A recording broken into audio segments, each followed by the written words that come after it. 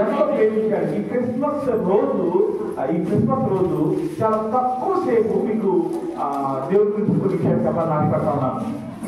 చాలా మంది మనము క్రిస్మస్ మెసేజ్ అనేది కృతజ్ఞత ఆరాధనలో నుంచి చాలా సార్లు చెప్పుకుంటూ వెళ్తా ఉంటాము.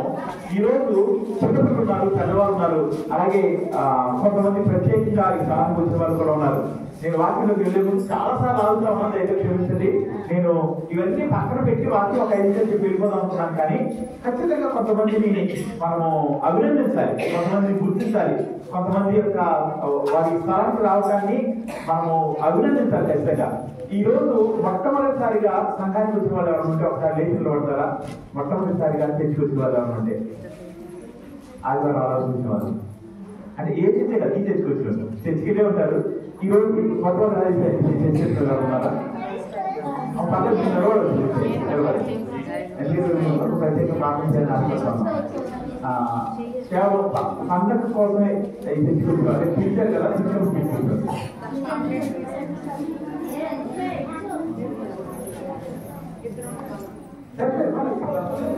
కొంతమంది లైటానికి ఇబ్బంది పడుతూ ఉన్నారు, అయినా ఏ సమస్య లేదు. మీ కొరకు ప్రత్యేకంగా ప్రార్థన చేయడం జరుగుతుంది. ఈ సంఘం అనేది మనది. ఎవరి గట్టికి వెళ్దాం ఒకసారి. ఈ సంఘం అనేది మనది. ఇక్కడ చర్చి ఉన్నది మనుషుల కొరకు ప్రార్థన చేయడానికి. చాలా సంతోషం. దగ్గర దగ్గర ఒక 3 లేచి నిలబడ్డారు. ఇంకా లేచి నిలబడిన వాళ్ళు మొదటిసారి వచ్చిన వాళ్ళు కూడా చాలా మంది ఉన్నారు. అందులో చాలా మందికి యేసు ప్రభువుని తెలియని వాళ్ళు కూడా ఉన్నారు. కాబట్టి ఎవరైనా లేచి నిలిచారో ఒకసారి మీరు ముందుకు వస్తే మీ కొరకు సంఘం అన్నా కలిసి ప్రార్థన చేయాలని ఆశపడతాం. మీకు అభ్యంతరం లేకపోతే లేదు, మీరు ఎక్కడ ఉన్నారని పర్లేదు. నేను లేచి నిలబడి ముందుకు వచ్చిన మీ కొరకు ప్రార్థన చేయాలనుకుంటున్నాం. ఒకసారి ఇక్కడ నుంచోండి. ఏమనుకోవద్దు, దయచేసి మీరు ఇబ్బంది పెడతానని అనుకోవద్దు. కానీ మీ సంఘానికి వచ్చారు కాబట్టి మీ కొరకు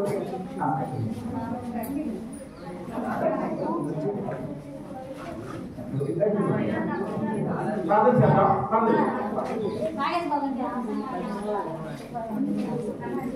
మీరు ఈ స్థలానికి రావడానికి అది కొంతమంది మనుషుల యొక్క ప్రార్థన, కొంతమంది మనుషులు కష్టపడి ఆమెను పిలిచారు. ఇక్కడ ఎవరైతే ఉన్నారో అంటే యేసు ప్రభువుని రక్షకుడిగా అంగీకరించిన వారు, మారుని పొందిన వారు, బాప్తిసం పొందిన వారు, మీ చేతులు మీ వైపు చాచినట్టయితే మనం ప్రార్థన చేద్దాం. ఎక్కడుంటే అక్కడ కళ్ళు వస్తున్నాం అందరము, మన చేతులు మీ వైపు చాపుతాము, ప్రార్థన చేద్దాం. పరిశుద్ధుడా, మా జీవం కలిగిన దేవా, సర్వశక్తిమంతుడా, సర్వోన్నతుడా, నువ్వు ఉన్నతమైన కార్యాలు చేసే దేవుడు, నువ్వు బలమైన దుర్గము వంటి వాడు తండ్రి. నువ్వు మనుషులను ప్రేమించేవాడు. వారు ఉన్న స్థితిలో వారు నశించుకోవడం ఇష్టం లేక నీ పరలోకపు సింహాసనాన్ని విడిచిపెట్టి ఈ భూమి మీదకి వచ్చిన దేవుడు. దేవా, ఈ రోజు తండ్రి కొద్ది మంది తండ్రి మొట్టమొదటిసారిగా నీ మందిరంలో అడుగు పెట్టి ఉండగా, మొట్టమొదటిసారి నీ సన్నిధికి వచ్చి ఉండగా తండ్రి, అందులో కొద్ది మంది బిడ్డలు లేచి ముందుకు వచ్చారు తండ్రి. అయ్యా, రాని వారి కొరకు వచ్చిన వారి కొరకు ప్రార్థన చేస్తా ఉన్నాం. ఎంతమంది అయితే నిలబడటానికి సిగ్గుపడి నిలబడటానికి మొహలాటపడి కూర్చున్నారో వారి కొరకు కూడా ప్రార్థన చేస్తా ఉన్నాం. అయ్యా, సంఘముగా ఏకీవించి వీరి పక్షంగా నువ్వు పవిత్రపరిచిన చేతులను మీరు పక్షంగా సాగుతా ఉన్నాం తండ్రి. దేవా, ఈ చేతులను మీ చేతులుగా మీరు మార్చండి. దేవా, ఈ చేతులను మీ అభిషేకం కలిగిన చేతులుగా మీరు మార్చండి. ఈ బిడ్డలు ఎటువంటి సమస్యలో ఉన్నారో మాకు తెలియదు, వారి కుటుంబాల్లో ఎటువంటి లోటు ఉన్నదో మాకు తెలియదు, వారి కుటుంబాల పక్షంగా ఎటువంటి అవసరం ఉన్నాయో మాకు తెలియదు. ఈ బిడ్డల పక్షంగా నీ ఆశ్చర్యమైన కార్యాలు జరిగించమని ప్రార్థన చేస్తా ఉన్నాం తండ్రి. నీ శిలువ కార్యాలు జరిగించమని ప్రార్థన చేస్తా ఉన్నాం. అయ్యా, వీరి కొరకు మేము ప్రార్థన చేస్తుండగా వారి హృదయంలో ఉన్న ప్రతి దుఃఖాన్ని, ప్రతి కన్నీటిని మీరు తుడిచివేయడం ప్రార్థన చేస్తా ఉన్నాం తండ్రి. అయ్యా, మీరు పక్షంగా ప్రార్థన చేస్తుండగా ఏ లోటులో అయితే ఉన్నారో ఆ లోటును మీరు కోరుకోవడం ప్రార్థన చేస్తా ఉన్నాం తండ్రి. అయ్యా, మీరు పక్షంగా ప్రార్థన చేస్తుండగా వీరు నిజమైన నీ ప్రేమను నీ వెలుగులో చూడటానికి, నీ మార్గంలో నడవడానికి సహాయం చేయడం ప్రార్థన చేస్తా ఉన్నాం తండ్రి. అయ్యా, వచ్చి నీ బిడ్డల కొరకు నీ స్తుతులు చెల్లించుకుంటూ యేసునామములో అడిగి పెట్టుకుంటున్నాం తండ్రి. ప్రత్యేకమైన వందనాలండి. ఖచ్చితంగా రండి, వారం రండి. ఎప్పుడైనా ఏదైనా ప్రార్థన ఖచ్చితంగా మీరు రండి. అవసరం చెప్పండి, చాలా సంతోషం. దేవుడు కూర్చోండి. ఇదే మరి వెళ్దాం. ప్రతి కుటుంబం వెళ్ళే ముందు క్యాలెండర్ తీసుకెళ్ళాలని ప్రేమపూర్వకంగా చెప్తాము. ప్రతిసారి మనము జనవరి 1వ తారీఖు ఇస్తాం, కానీ ఈసారి ముందుగా క్యాలెండర్ తీసుకెళ్ళాలి. మన తీసుకొచ్చేవాళ్ళు కానీ బయటకు వచ్చేవాళ్ళు కానీ మీరు ఎవరైనా తీసుకొచ్చినట్టు క్యాలెండర్ తీసుకెళ్ళాలి. ఒక 5 నిమిషాలు దేవుడు వాక్యం పంచుకుందాం. దేవుడు ఏం చేశాడంటే లోకాన్ని, దేవుడు లోకాన్ని ఎంతో ప్రేమించాడు. దేవుడు ఎవరో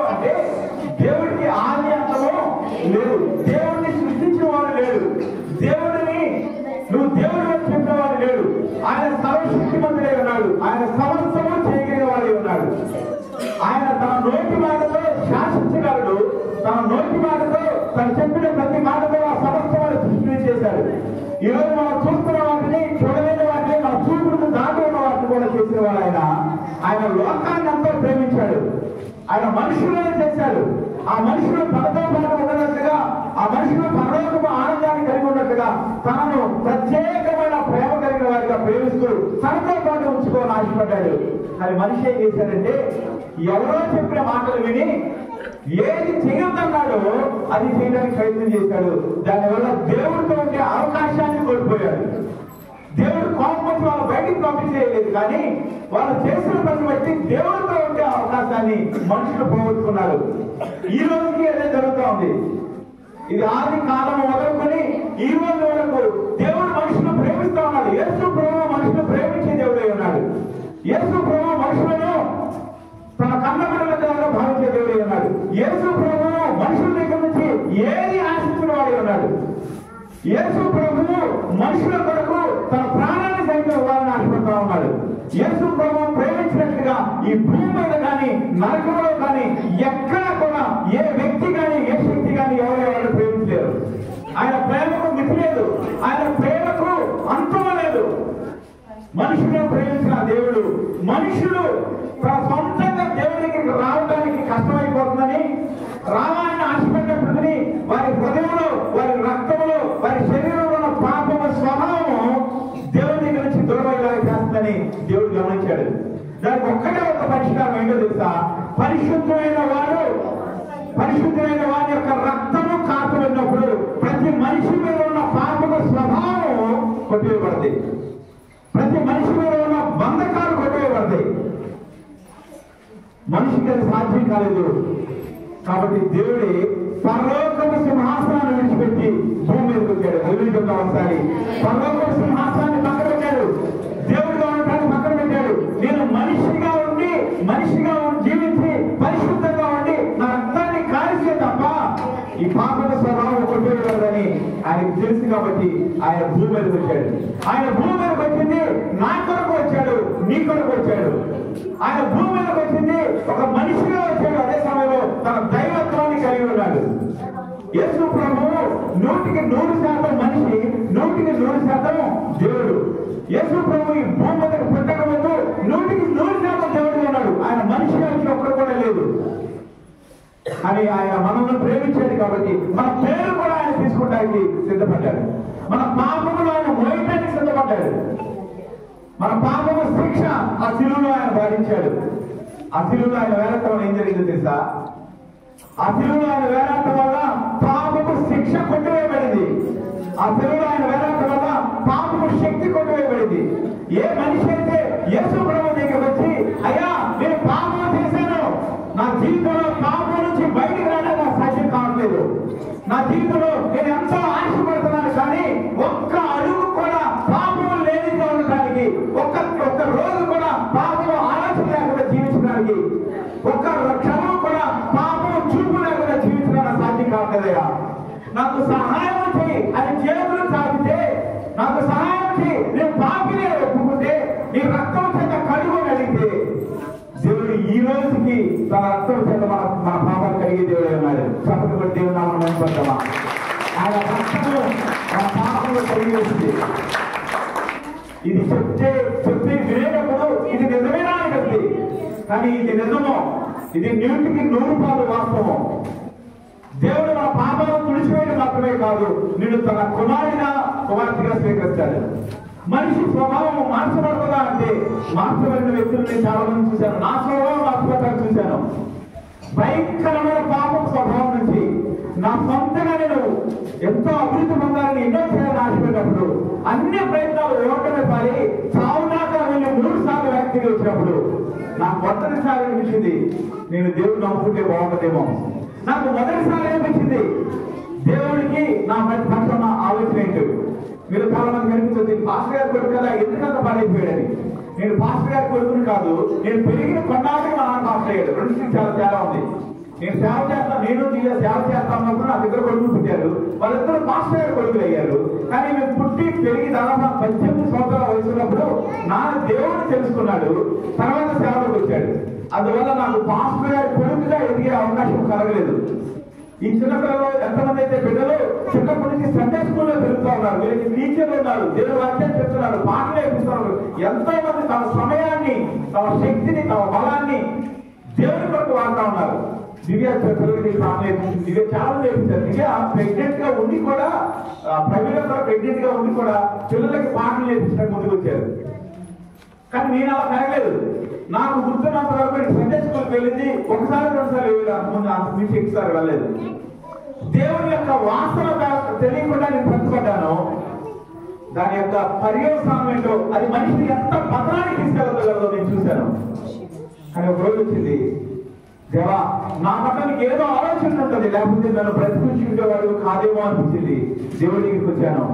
దేవుడి దగ్గరలో ప్రార్థన చేస్తా ఉన్నప్పుడు నా స్వభావాన్ని ఆయన చూపించాడు, నా పాపాన్ని ఆయన చూపించాడు. ఎప్పుడో చేసిన పాపాలు ప్రతి ఒక్కరి నా కళ్ళ ముందు పెట్టినప్పుడు, చేసేటప్పుడు బాగుంది, చూసేటప్పుడు బాగుంది, ఎంజాయ్ చేసేటప్పుడు బాగుంది, కానీ నా కళ్ళ ముందు పెట్టబడినప్పుడు ఓ దీని శిక్షణ నేను ఇన్ని రోజులు అనిపించింది. ఇదా కారణము నా జీవితాన్ని నరకంగా చేయడానికి. కన్నీళ్ళు వచ్చి దుఃఖపడ్డాను. దేవుని క్షమించాను. నేను విడుదల పొందలేని భయంకరమైన అలవాటుతో బాధిసే ఉన్నాను.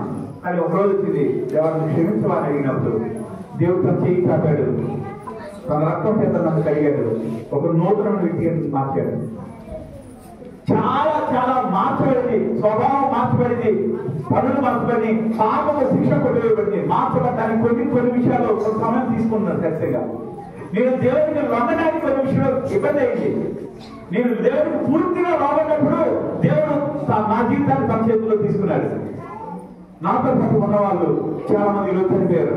నాతో పాటు ఉన్నవాళ్ళు చాలా మంది నేను యేసుని నమ్ముకున్నామంటే ఈ రోజుకి నమ్మని వాళ్ళు ఉన్నారు. చాలా మంది డబ్బులు వస్తే నమ్ముకున్నారేమో అని అనుకున్న వాళ్ళు ఈ రోజుకి చాలా మంది ఉన్నారు. ఎందుకు చెప్తున్నా తెలిసి ఈ మాటని, నువ్వు నమ్ముకుంటే నీ జీవితాన్ని కూడా దేవుడు మార్చగలరు. నువ్వు నమ్ముకుంటే గొప్ప కార్యాలు నీ ద్వారా దేవుడు చేయించగలరు. నువ్వు నమ్ముకుంటే నీ జీవితాన్ని, నీ కుటుంబాన్ని దేవుడు దీవెనకరంగా మార్చగలరు. నీ కొరకే ఆయన పరలోక రాజ్యాన్ని విడిచిపెట్టాడు. నీ కొరకే దేవుడుగా ఉండటాన్ని పక్కన పెట్టాడు. దేవుడుగా ఉండటం అంటే ఆయన ఎలా ఉండేవాడు తెలుసా? ఆయన ఉన్న స్థలము పరిశుద్ధత నిలబడి ఉన్నది. ఆయన మహిమోన్నతమైన స్థలాల్లో నివాసం చేసేవాడు. దేవదూత గణములు, కొన్ని కోట్ల దేవదూతలు పరిశుద్ధుని నిత్యం ఆయన కీర్తిస్తా ఉంటాయి. ఆయన కనుచూపు, ఆయన చూపు ఎక్కడ దాకా వెళ్ళినా సరే ఎక్కడ పాపం అనేది అపవిత్రంలో ఉండదు. కానీ ఆయన మానవ శరీరాన్ని ధరించి ఈ భూమి మీదకి వచ్చాడు. ఎందుకు వచ్చాడు తెలుసా? ఎందుకు వచ్చాడు? నా కొరకు వచ్చాడు. ఒకసారి చెప్దామా? నువ్వు ఏ వదిలి పెట్టగలుగుతున్నావు? దేవుడు కొరకు ఏ వదిలి పెట్టగలుగుతున్నావు? దేవుడు నమ్ముకుంటానికి నీ జీవితంలో ఏ మాట పోతుందో నాకు తెలియదు.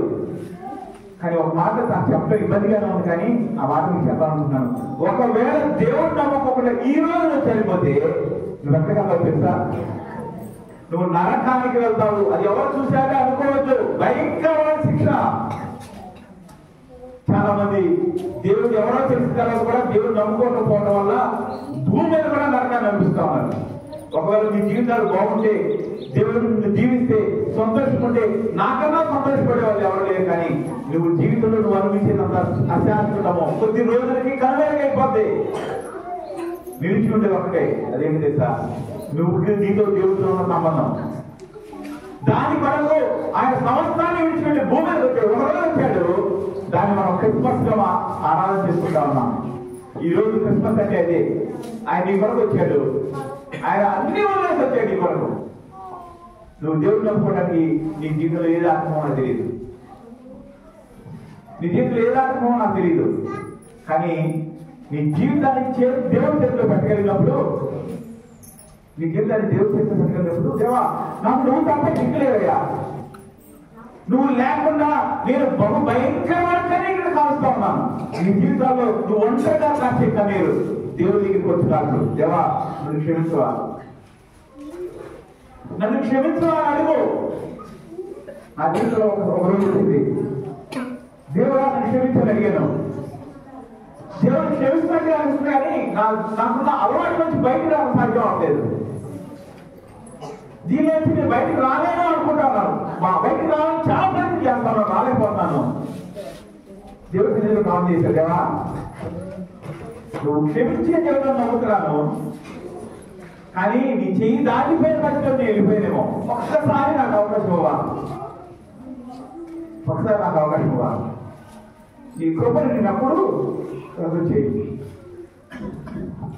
నువ్వు నా పట్ల చూపిన ప్రేమను నేను ఎప్పుడు ఖర్చు చేయను, వీళ్ళందరూ నీ నమ్మకం నా జీవితం పెట్టుతానని అడిగాను. అడిగిన తర్వాత కూడా నేను చాలా సార్లు ఓడిపోయాను, కానీ అంత గొప్ప దేవుడు తెలుసా, పడిపోయిన ప్రశ్న ఎవరైతే పెట్టు, పడిపోయిన ప్రశ్నని నేనున్నానని ఆయన నన్ను పట్టుకున్నాడు.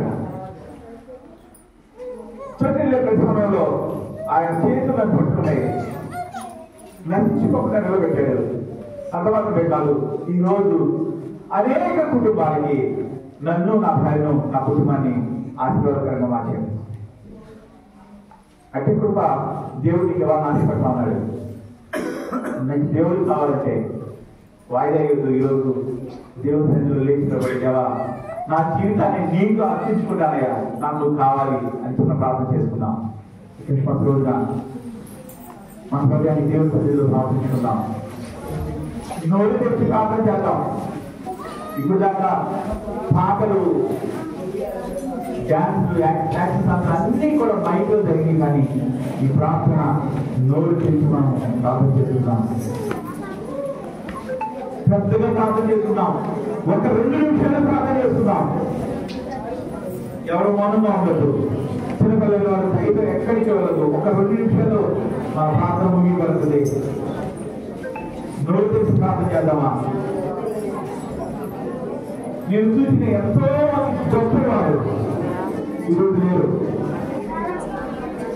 గొప్ప పలుకులు ఉన్నవారు, గొప్ప ఆస్తిపాస్తులు ఉన్నవారు, గొప్ప బలంగా ఉన్నవారు ఈరోజు నశించారు.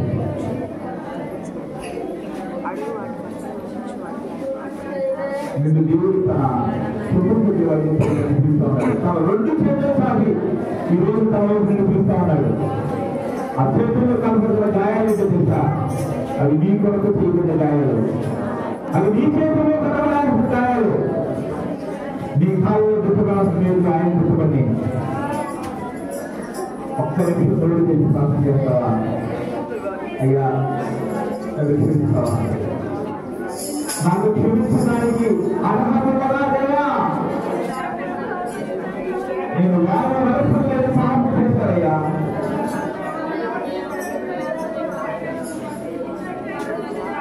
నేను చేయని పాపం లేదు, నన్ను క్షమిస్తావా?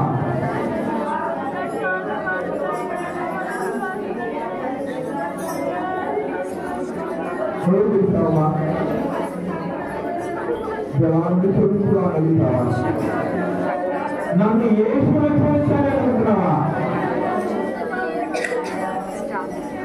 దేవుడిగా దేవుడి క్షమించాలో ఏ విషయంలో నువ్వు ఆయన హింసపెట్టావు, ఏ విషయంలో నువ్వు హింసగా నరకం చేస్తున్నావు, అభివృద్ధి చెప్పి దేవా నేను క్షమించాలా చెప్తాం. పెద్దగా చెప్తాం.